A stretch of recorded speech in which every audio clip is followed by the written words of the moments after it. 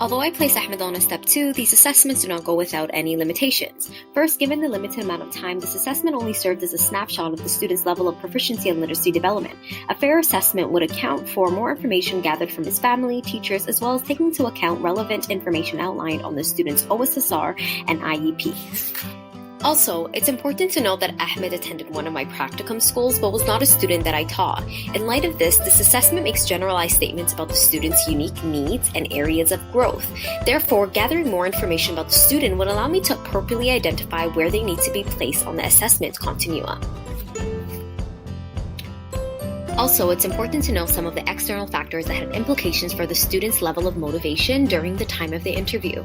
For example, his classroom teacher stated he does not seem like himself lately since his father's in the hospital. This may have implicated the degree to which he responded to some of the questions during the interview. Lastly, this structured interview only assessed oral communication skills. More understanding of the student's profile would include an assessment of reading comprehension, writing, and an assessment of his mathematical knowledge and skills. Nevertheless, this assessment has important implications for future practices. Humans and Early suggest that acquiring the student's first language is important in order to support their linguistic development in English. Therefore, some of the things that I would incorporate into my own classroom practices are the allowing Ahmed to respond in a variety of ways, including the use of his L1, pictures, assistive technology, and graphic organizers. As well, I would incorporate the use of word walls in order to build on Ahmed's vocabulary and provide the necessary scaffolding, such as sentence frames, for him to share his thinking.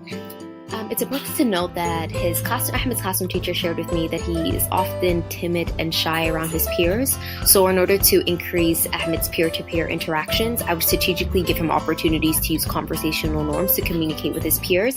This would look like the strategic use of language partners, morning routines to build safe environments. Also, I would maximize Ahmed's interest in basketball. For example, when he was playing basketball with his friends during recess, I observed that he used nonverbal cues to communicate the rules of the game. As a teacher, I would take this opportunity to share technical terms as well as common phrases used in the game of basketball so that he'd be better prepared to communicate with his peers. Also, in order to maximize the student's interest in basketball into my classroom curriculum, I would ask the student to create a poster design of his favorite basketball player in which he could include their characteristics. This would be a great way to incorporate the student's interest and increase his participation within the classroom.